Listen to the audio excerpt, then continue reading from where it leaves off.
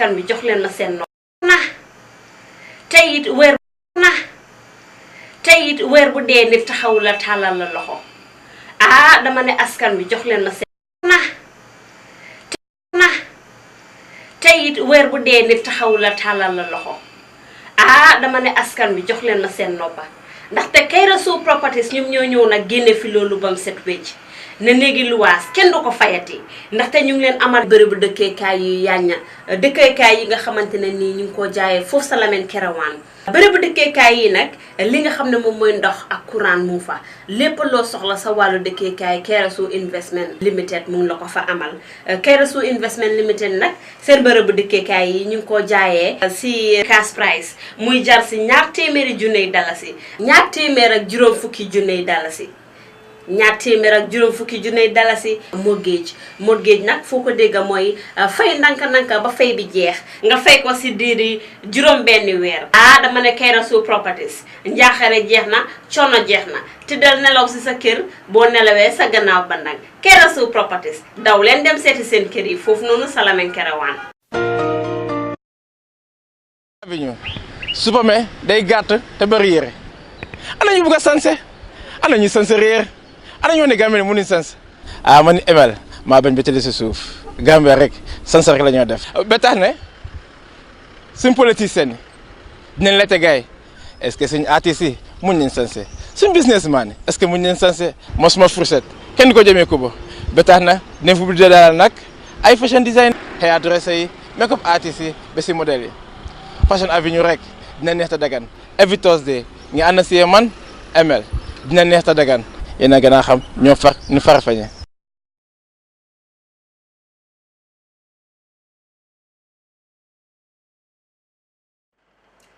Hello, welcome back to another edition of the Youth Bantaba show, coming to you live at Gambian Talents TV. Recently, we talked about certain issues that affect the youths here in the Gambia.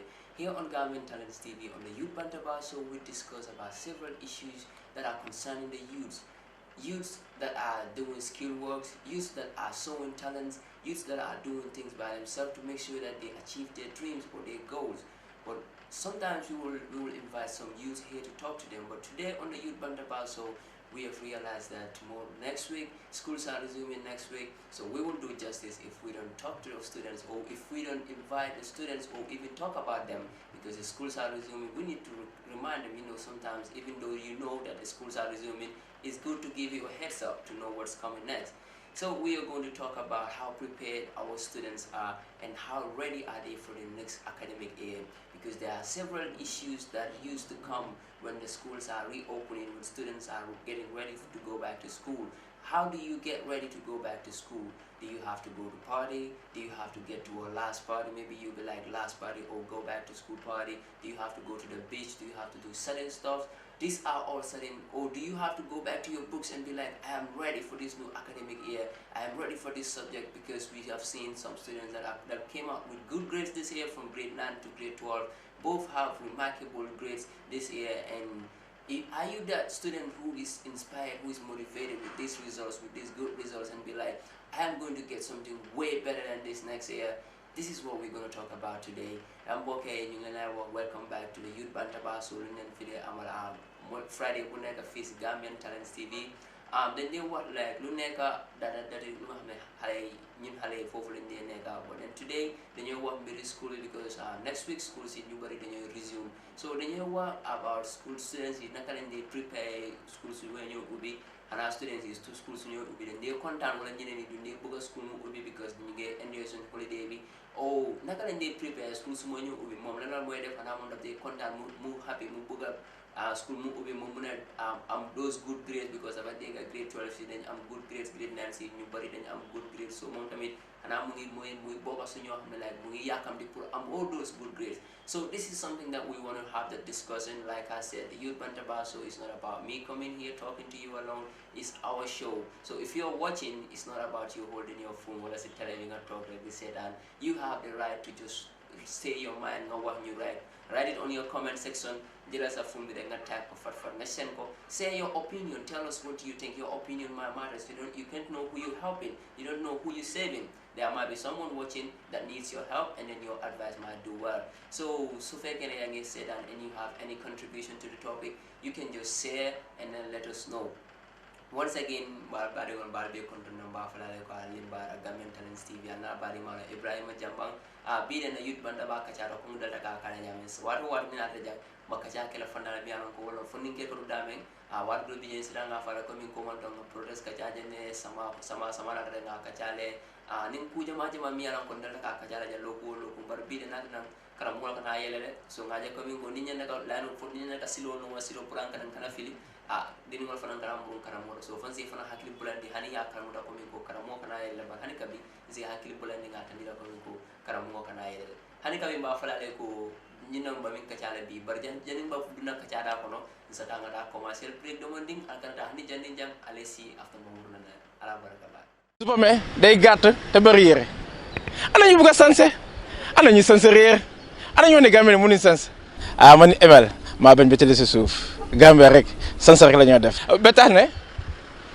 suñ politicien yi dinañ la tegaay est-ce que suñ artistes yi mun nañ sanse suñ businessman yi est-ce que mun nañ sanse mosuma fourchette kenn ko jëmee ko ba tax na dinañ fu budde daal nag ay fashion design hairdresser yi make-up artistes yi ba si modèle yi fashion avenue rek dina neex ta dagan every Thursday nga ànd si man Emel dina neex ta dagan yéen a gën a xam ñoo far ñu farfañe.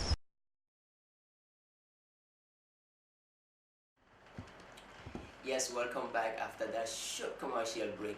Just to remind you that you are watching Gambian Talents TV here and the Youth Bantaba with me, Ibrahim Jambang. Like I made mention before we went to the commercial break, the Youth Bantaba show is basically for youths. It is for us. It is for us to find a way to talk to you guys. It's not because I know everything, but because I want to get connected with you youth. If you are out there, even you, for you in the diaspora, you here in the country, you are here. We just want to be connected. We want to get every Gambian youth connected and know and share ideas, have possible solutions. We have so many questions going in our heads that we need answers to. We can find answers to. Even though we keep them in our heads, but we still need answers. We can provide those answers. Or even we talk to people to find solutions or possible answers to those questions. But still, solutions to those questions. And now we are saying this Youth Bantaba is for you and me to have that connection and talk to each other in order. If we can solve it our own, so you find a better solution to the problem we're talking about. And if I can find a better solution, I'm sure probably there must be someone else who is watching or listening that can have a better solution, or else someone who knows something more. But soon you get them school, our aunties, our niece, our cousins, our friends are going to school, but now schools are about to resume. We want to know how prepared they are, because even you know or you don't know, majority of the Gambians are impressed with the results that came out from the grade 12, from the grade 9s. Majority of them came out with good grades, shining grades. Everybody is smiling because grade 12 you didn't try, grade 9 you didn't try. So that is amazing, that is really impressive. So we want that trend to keep going. And at the end of the day we start saying, last year I didn't try, this year because it is really hurting. Like it hurts me now kids are not going to school,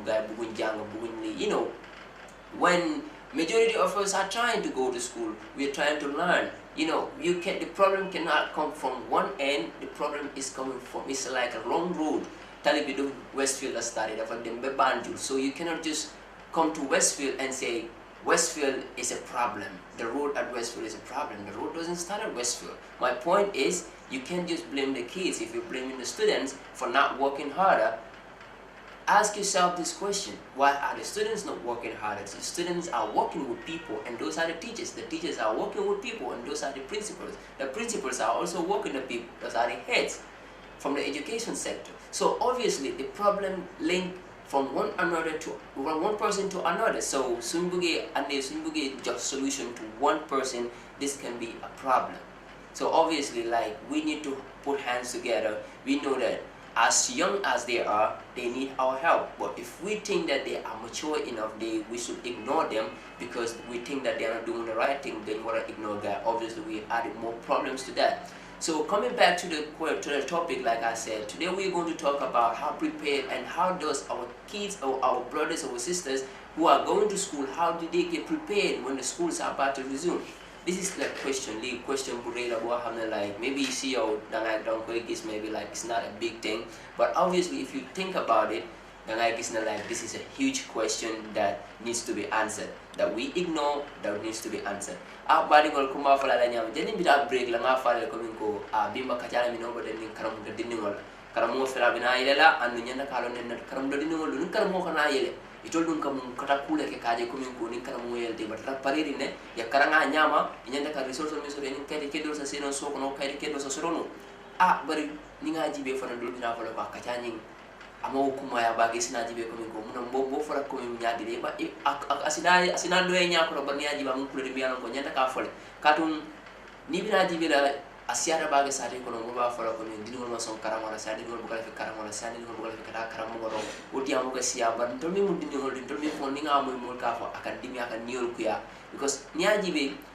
problème bu ka start mo klina karola ko bo tinyaro ko staff fana klina karola ni baji be fana fa wadi ngol blame la nyanda ka blame fana ko jibe ya sando fana jibe do ngoni kan ni ngol ni mudo fana ma do ko ni ju wala do ko la ke tichalti ila karana karamo minu ke karande o karamo fana ni nyanda ko ni ko bol fana ibo bulu ko no chori do fana ni nyanda ka non ko fana kuntiyo la bol fana nyaaron ko la bol fana no fana dum o fana bi yo fana nyaaron ko lo so ko mi nyi anyanda ka commence da men ni aji be jam a chokita nyula le problème o ni chokita nyula ka jam fo baake so wala ren to fana sana kata ko min kinon to min fonin ke dim fana sina ni na nyom fonin ke na diam nga fale ko min ko ni show pour to fonin ke da malo nga ke bal da bondi ji itol ta ke ko li to fana da ma nga si nga fo ba ke nyame nga fo ma ko nga solution ni nim fo because it's about time pour to kin do fana nga fo ko sai okay natul bal al take kan fana ba we ni na ka make sure nga solution ni to our own problems.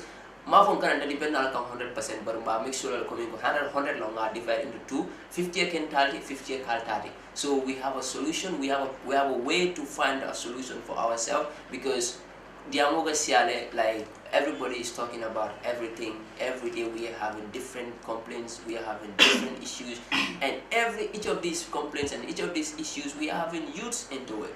So this is something that is affecting us and we need to have a solution to it.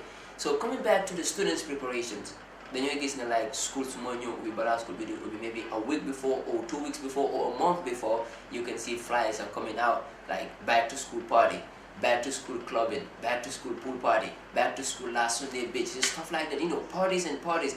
So now, what is this doing to the mentality, like to the mindset of the students that are going back to school to get ready for the new academic year? Like B is a very big question. We're gonna have like then you wanna have like how is it affecting their brain? How is it getting their brain prepared? Because like more of them school on Monday, and then you are telling me that there is a back to school party. I'm not saying no can work at them chill, can work at them program or party and all of that. Everybody loves that. It's nice. Nobody will. But then ask yourself this question: I'm going to school Monday, and I have to go to club on Saturday. On Sunday, I'll be so weak, so tired, I can't get prepared for Monday. So how do you expect me to respond on Monday? So Monday maybe because if I'm too stressed, if I'm too tired, if I'm too devastated and all of that, I will be so pissed, I will be so stressed. So we say the attitude will be too much because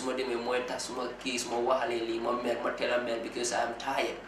I am too fatigued, I can't do anything. I just want a peaceful environment. And it's a school, it's a classroom, you can't have that peaceful environment.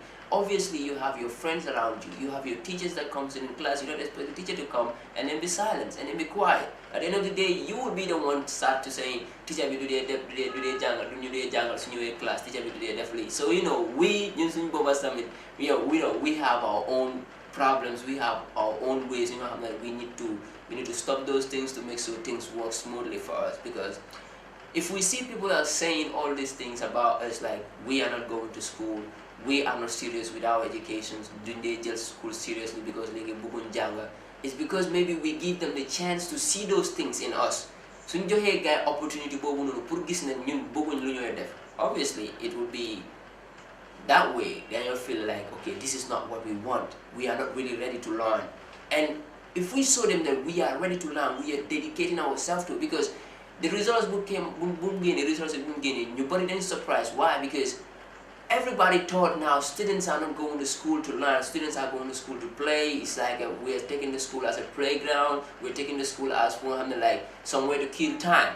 But turns out we have students that are going to school and they are learning and they come out with good grades. So then we were like all those things to continue. Like I'm begging you, my brother, like a sister, talking to you like brother to brother or brother to sister, we telling each other like school mungenyo ubi.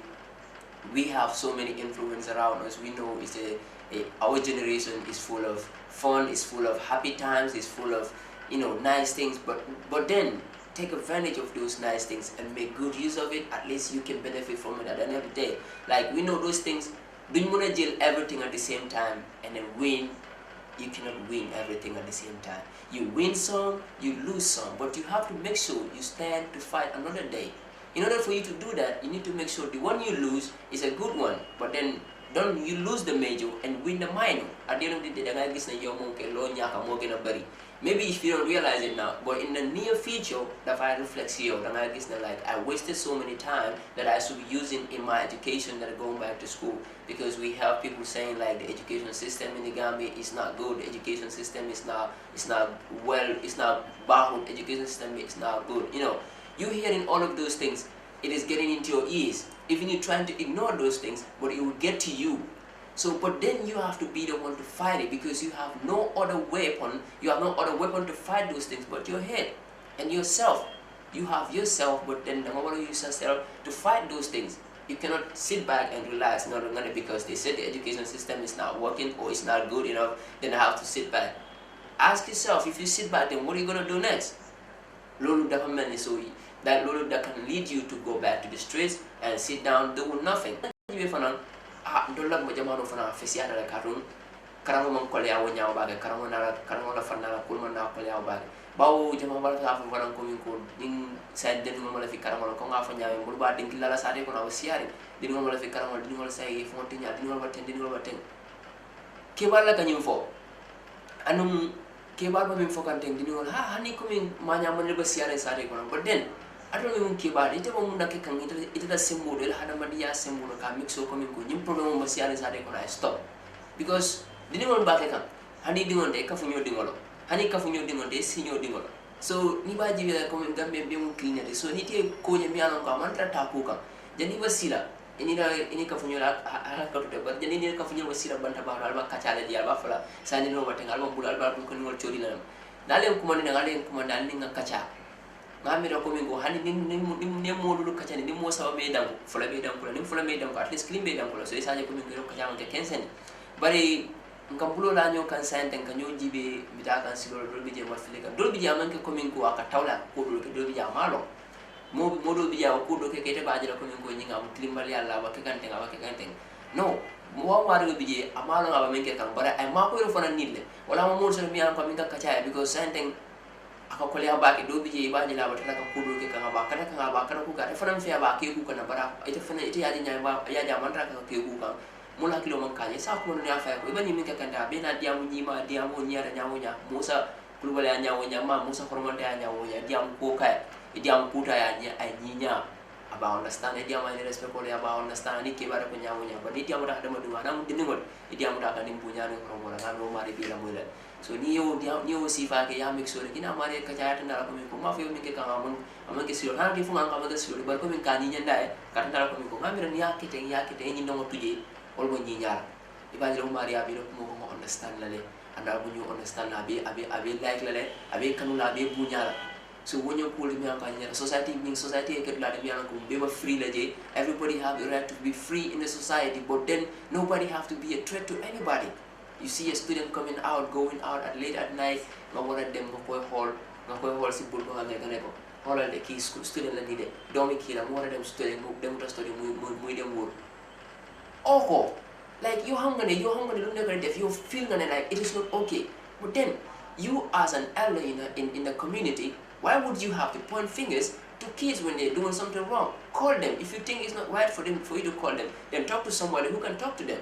but then the solution cannot come for you to gather each other and talk to each other.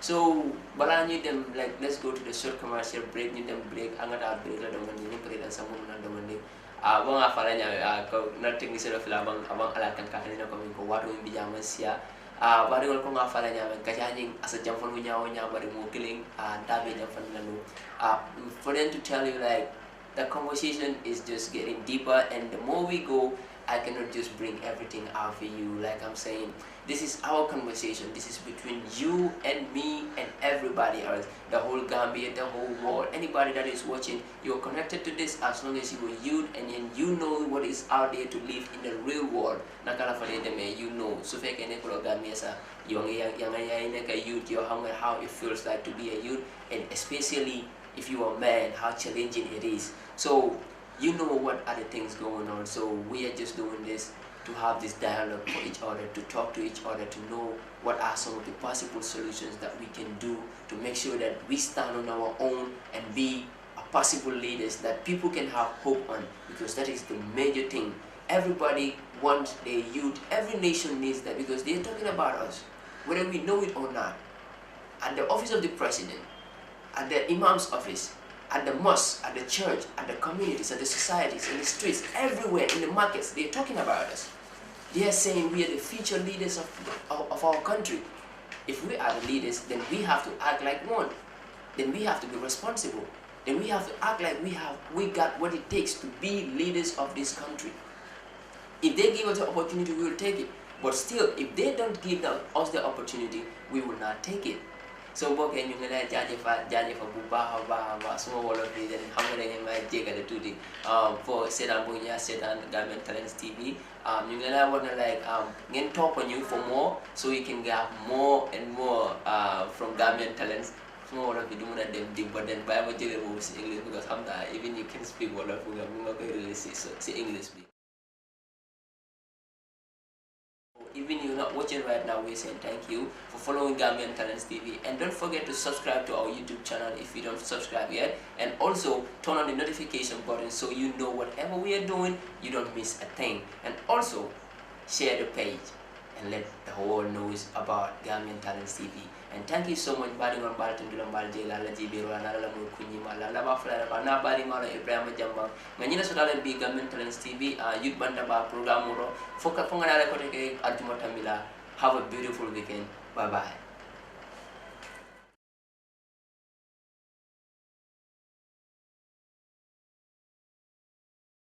léegi lu waa seer na tey it weer bu dee nit taxaw la tàllal la loxo dama ne askan bi jox leen ma seen noppa ndaxte Kairó Properties ñoom ñoo ñëw nag génne fi loolu bam set wecc ne léegi luwaas kenn du ko fayati ndaxte ñu ngi leen amal bërëbu dëkkeekaay yu yàñña dëkkeekaay yi nga xamante ne nii ñu ngi ko jaayee foofu sa Lamin Kerewan bërëbu dëkkeekaay yi nag li nga xam ne moom mooy ndox ak courant mu fa lépp loo soxla sa wàllu dëkkeekaay Kairó Investment Limited mu ngi la ko fa amal Kairó Investment Limited nag